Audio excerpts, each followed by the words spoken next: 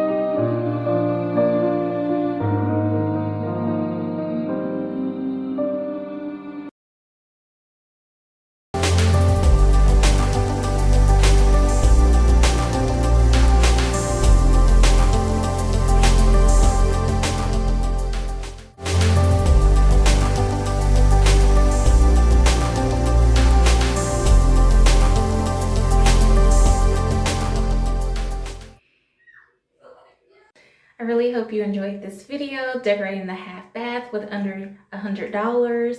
I got the orchid that's on the sink for, I believe, $9.99 at Home Goods, and also the flower vase right there that's behind the toilet with the green flower at Home Goods as well for $7.99. And the picture behind me I got at Ross for, I believe, $24.99. And I also got the paper towel holder on Amazon.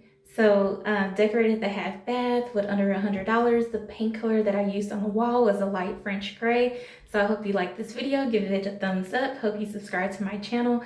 Also in the comment section, let me know if there's anything that you would add or change to the bathroom.